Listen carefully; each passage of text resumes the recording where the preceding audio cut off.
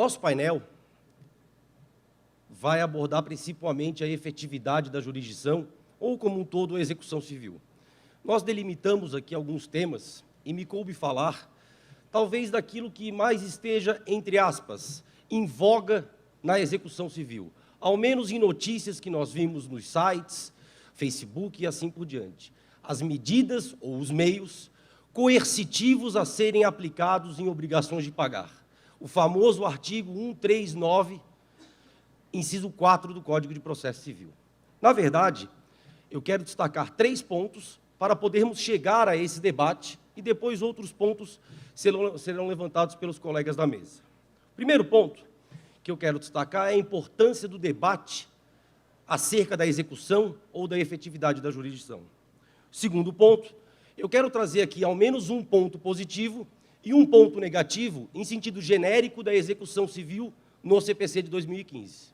Tudo isso para culminar no terceiro ponto, que é a análise dessas medidas atípicas com base no artigo 139, que fizeram com que algum tipo de revolução tenhamos na execução de obrigação de pagar. Primeiro ponto, muito se falou durante a tramitação do novo Código de Processo Civil, bem como nos meses e agora anos subsequentes à sua vigência, nos 3 pilares de sustentação do novo Código de Processo Civil. Seriam eles o respeito ao contraditório, a exuberante necessidade de fundamentação das decisões judiciais e o respeito aos precedentes. Isso foi alcunhado, inclusive, como o tripé de sustentação do Código: contraditório, fundamentação e precedentes. O que muito se esquece de falar é aquilo que importa, estamos numa plateia principalmente de advogados, muito se esquece de falar naquele resultado final ao jurisdicionado, que é a efetividade. Se fala em precedentes, se fala em contraditório, se fala em fundamentação e se fala muito pouco em efetividade disso tudo que acontece dentro da jurisdição. O cliente final do advogado, o destinatário final da jurisdição, não está muito preocupado com aquelas questões, com contraditório, com fundamentação, com precedentes. Ele não entende, ele é um leigo.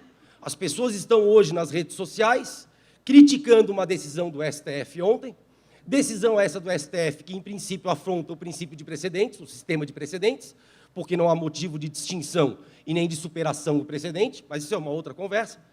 Mas as pessoas, os leigos, não entendem isso. O que ele se preocupa? Com a efetividade. Bom, imaginem vocês, doutor Ezair, advogado, um brilhante advogado na Grande Florianópolis, tem uma causa, uma ação de 100, 200 mil reais, em que ele advoga para o autor. Essa ação está tramitando há 3, 4, 5 anos na comarca, no Tribunal de Justiça de Santa Catarina.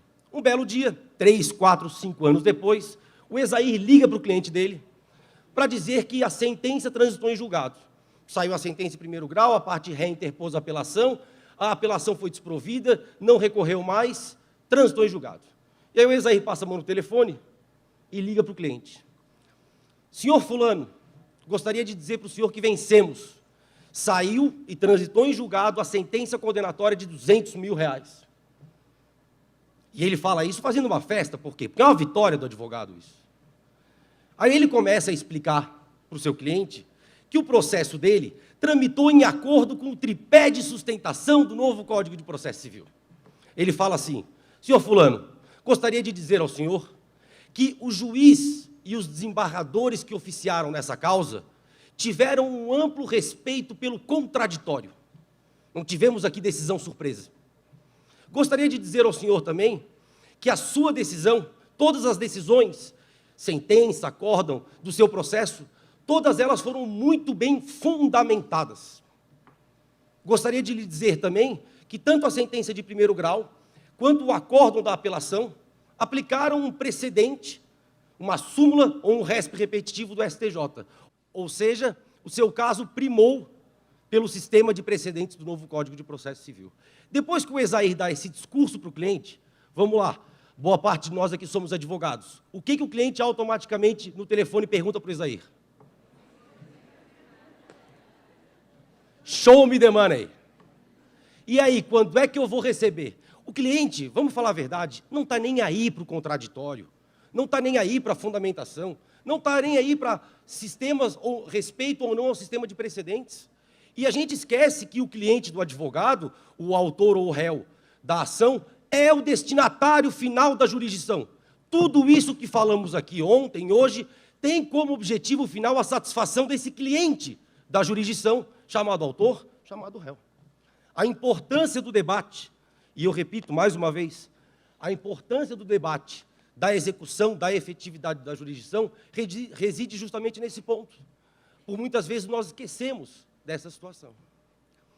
A segunda questão que eu gostaria de destacar,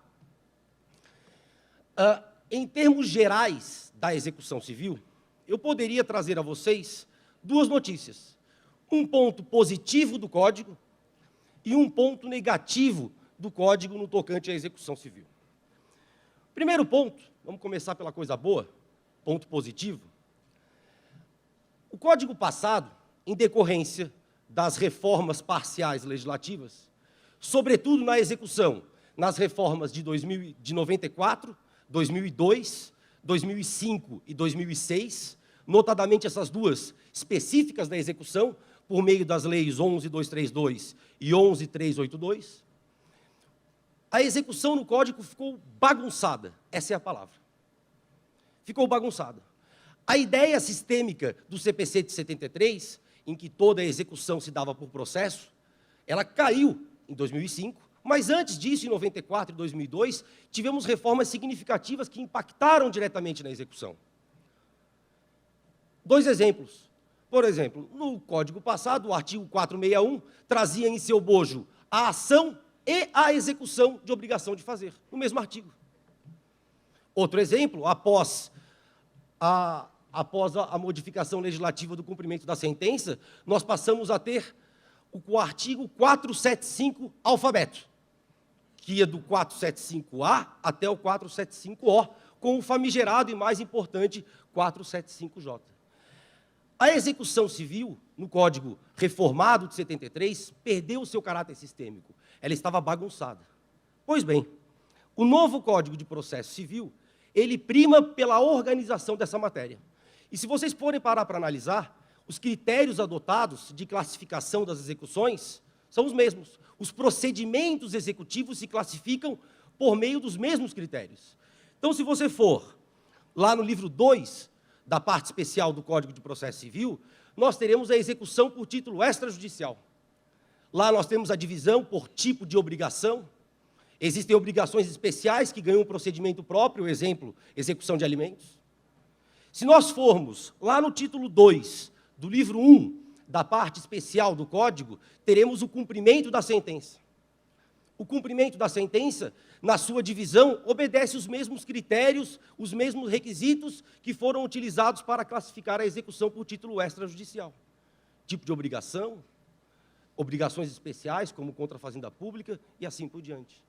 O Código primou, portanto, e isso é importante, por uma situação sistêmica, por uma posição sistêmica. E, ao menos eu aprendi, que a maneira mais fácil de você entender o processo civil, e só um parênteses, quem me ensinou isso foi um professor que vocês conhecem, que esteve aqui ontem na tribuna falando de zumbis, e sol, e terra, e lua, né? O professor Eduardo de Mello Souza. Ele me ensinou que a maneira mais fácil de você compreender o processo civil é de maneira sistêmica, é entender como um todo. Isso é científico. No entanto, o CPC passado, como eu disse, quebrou essa sistemática. Então, eis um ponto geral do CPC de 2015, no tocante à execução civil, que é extremamente positivo. A organização das matérias. No entanto, como eu disse, temos de maneira genérica ao menos um ponto negativo. Ou talvez, para alguns, uma oportunidade perdida. A desjudicialização ou a extrajudicialização de atos executivos processuais. É uma oportunidade perdida. Nós temos outros ordenamentos, posso citar talvez o mais conhecido, o ordenamento português, que utiliza-se de atos processuais executivos de maneira extrajudicial. Em algumas execuções, o juiz parece ser um despachante cartorário. É processo para lá, processo para cá, é um ping-pong entre cartório, juiz e partes. Para vocês terem uma ideia, existe ainda parcela da doutrina que resiste em aceitar que no novo Código de Processo Civil é possível a citação do executado na execução por título extrajudicial pelos Correios. Teria que ser obrigatória a citação pelo oficial de justiça, como era na lógica do Código passado. Então, esse, para mim, é um ponto sensível de ausência do novo Código. Perdeu-se a oportunidade de, ao menos, alguns dos atos executivos serem praticados de maneira extrajudicial. Por fim, o nosso terceiro ponto, e aí eu trouxe alguns slides para nós começarmos a conversar sobre o artigo 139, são os meios executórios atípicos, aqueles que vieram na execução no CPC de 2015, no inciso 4 do artigo 139. O que nós tínhamos no CPC passado? O CPC, seja o CPC de 39, seja o CPC de 73, ele foi forjado com uma lógica que é, inclusive, oriunda do Estado liberal. A lógica era a seguinte: previsibilidade e vinculação dos meios executórios aos determinados tipos de obrigação. Então, a primeira lógica que se tinha é que o sistema era típico. Previsibilidade, ou seja, você só pode utilizar meios contra o executado que estejam expressamente previstos no Código. A segunda parte dessa lógica era a seguinte: o esquema executivo do Código foi pensado num esquema de chave e fechadura. Então, o que você tinha? Para as execuções de obrigação de entrega, previa-se o desapossamento. Para as obrigações de fazer, infungível em especial, previa-se uma coerção patrimonial. E para as execuções de obrigação de pagar, previa-se a expropriação. Ponto. Esse era o sistema de 73 e também o sistema de 39. Um sistema fechado, um sistema quadrado. Ele não permitia a utilização de outros meios, qualquer que fosse o tipo de obrigação, qualquer que fosse o tipo de execução, que não aqueles previstos em lei. Essa lógica modificou. A reforma de 94 e, posteriormente, a reforma de 2002, trouxeram os artigos 461 e 461-A do CPC de 73. E, então, nas execuções de obrigação de fazer e nas execuções de obrigação de entrega, nós tivemos uma espécie de quebra de paradigma. Em que sentido?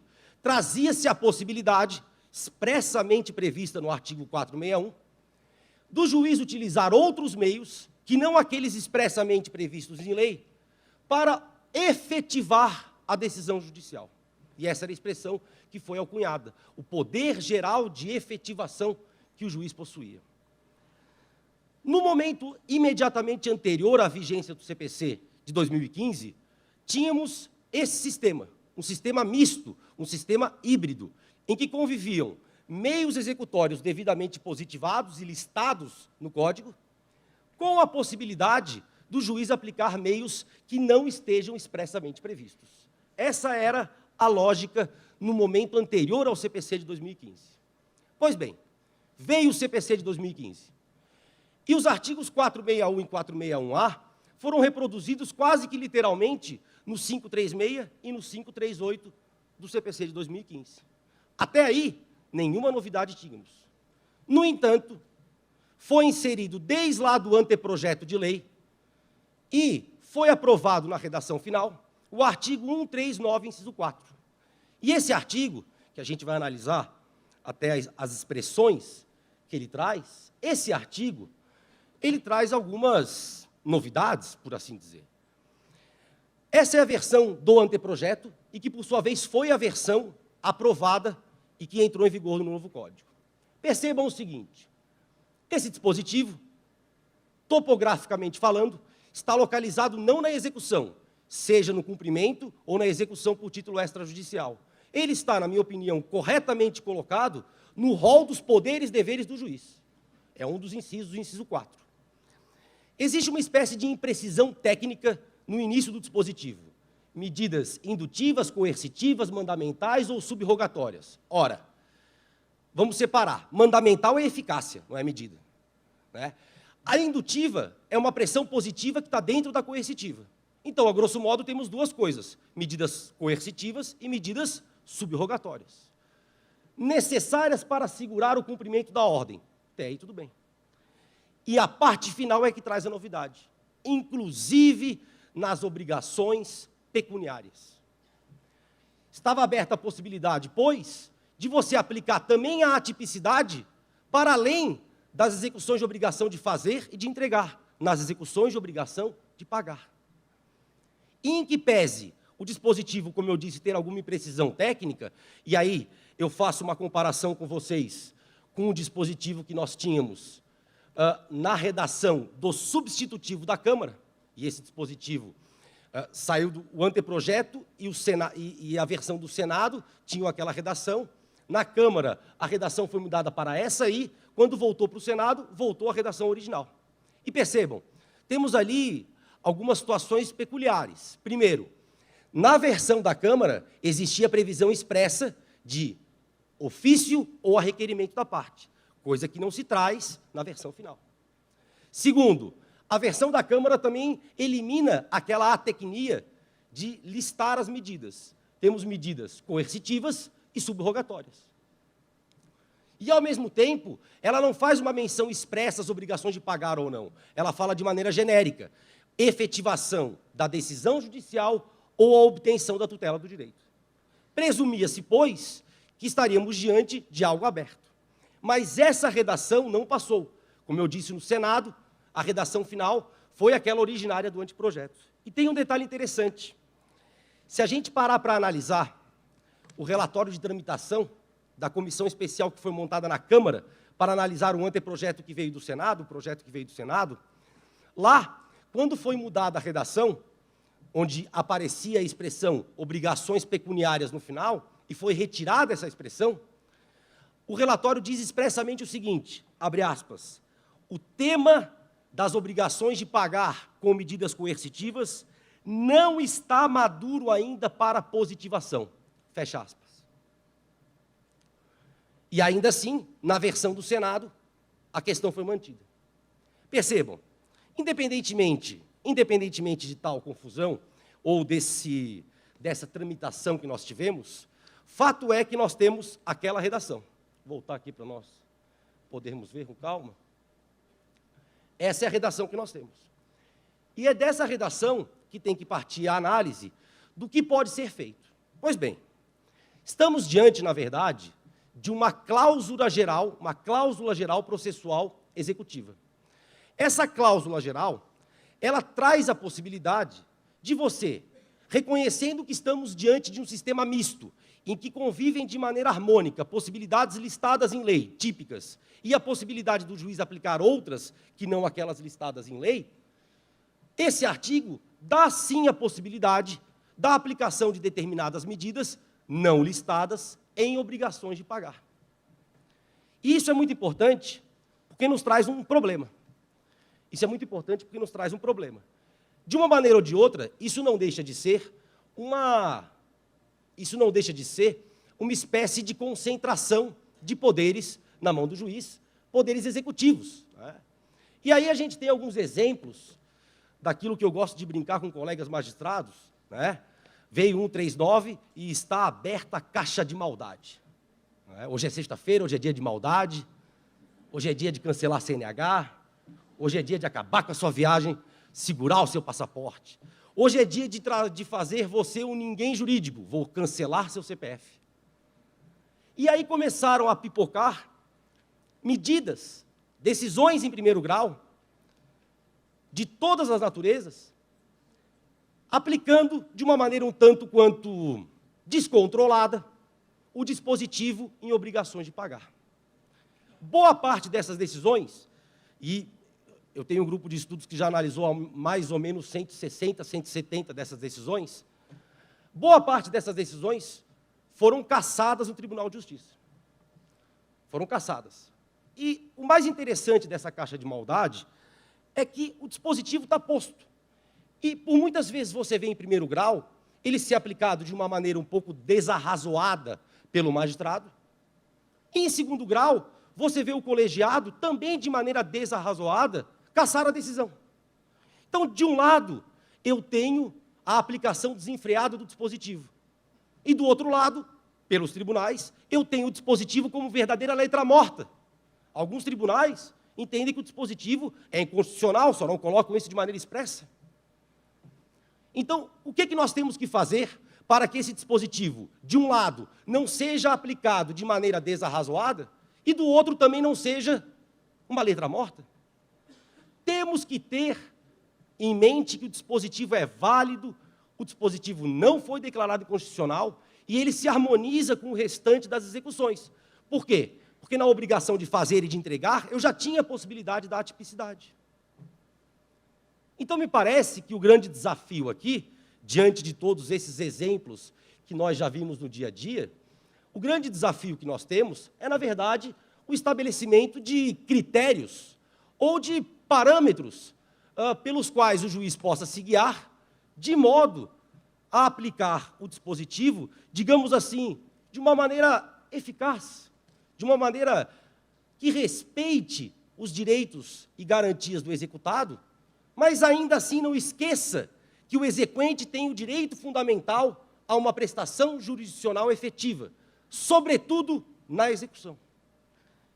A ideia aqui, e já encaminhando para o encerramento, é apresentar para vocês, não que eu acredite que todos esses sejam critérios específicos, mas uma espécie de minuta daquilo que a gente pode trazer como parâmetros ou como balizadores para a aplicação do dispositivo. Como eu disse, existem parâmetros que estão aí, que já foram quase que consagrados por aqueles que escreveram sobre o tema como requisitos. Outros são um pouco mais polêmicos. Mas mais uma vez, eu chamo a atenção do meu objetivo em falar, em estudar tal dispositivo. É para que ele não seja letra morta. Por quê? Porque a aplicação desenfreada em primeiro grau automaticamente vai gerar uma reação do tribunal. E essa reação do tribunal vai acabar tornando letra morta o dispositivo. Pois bem, por óbvio que não conseguiremos falar de todos os quesitos, mas isso aqui é mais para fomentar, para provocar a discussão. Primeiro, subsidiariedade. O nosso esquema processual civil executivo foi forjado de uma maneira típico e vinculado, cada tipo de meio executório vinculado a um tipo de obrigação. Isso foi melhorado, isso evoluiu, e hoje em dia estamos diante de um sistema híbrido, em que tipicidade e atipicidade convivem em harmonia. No entanto, a gente não pode esquecer que o Código traz de maneira expressa um meio executório para um tipo de obrigação. A gente não pode esquecer que o meio executório, que principalmente deve ser aplicado nas execuções de obrigação de pagar, é o meio da expropriação. Esse é o primeiro critério. Existe para aquele tipo de obrigação um meio executório previamente estabelecido, ele deve ter prioridade. É o caso das execuções de obrigação de pagar.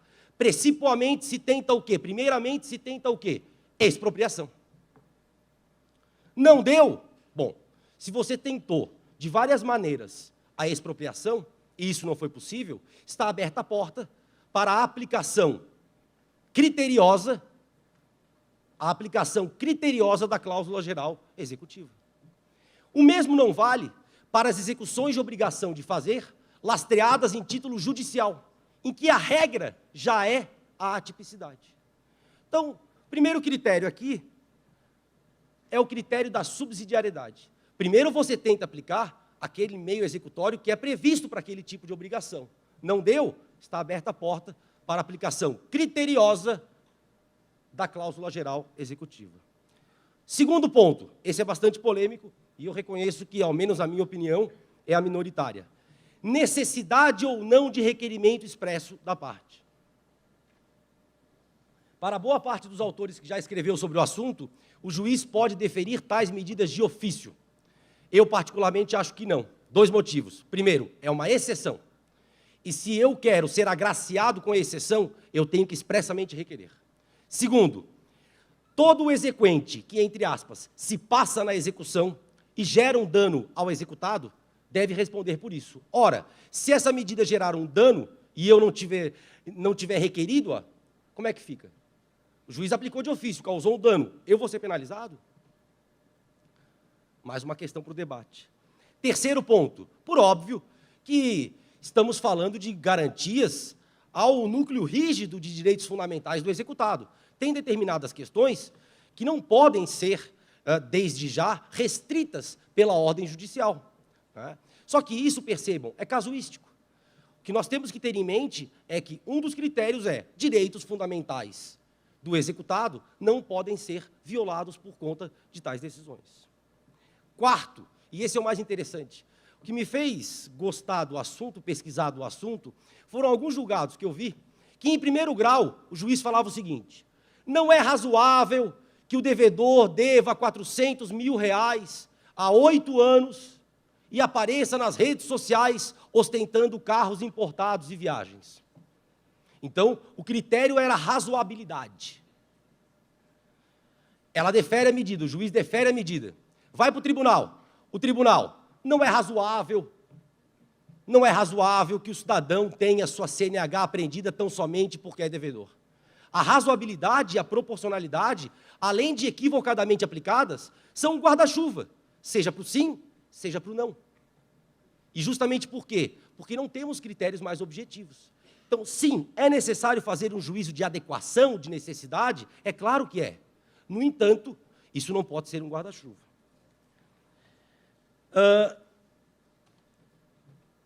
Sétimo item, a coerção artesanal. Eu digo o seguinte, e já para encaminhar, para a gente passar os debates com os colegas da mesa. A coerção que vai ser aplicada ao executado é quase que uma tarefa artesanal. O cidadão, duas situações. Primeiro, ele tem que ter condições de pagar a dívida, ou seja, coagir o insolvente não vai ter a menor eficácia. E, segundo, ele tem que efetivamente ter medo daquela piora na situação que lhe é imposta. Você imagina eu coagir alguém a pagar uma execução dessa natureza, de 5, 10 anos, sob pena de cancelar-lhe o passaporte. E ele tem uma viagem marcada com a família para daqui a um mês. Ele vai se sentir coagido. O que ele faz? Paga. Agora, imagina você coagir alguém, sob pena de lhe tirar o passaporte, que tem medo de viajar de avião, que nunca viajou de avião. Você imagina, não que eu concorde, mas já se aventou na doutrina, uma coerção no seguinte sentido: ou você paga essa dívida que você tem com o Estado, essa questão tributária, ou você está impedido de fazer concursos públicos. Os concurseiros ficarão apavorados.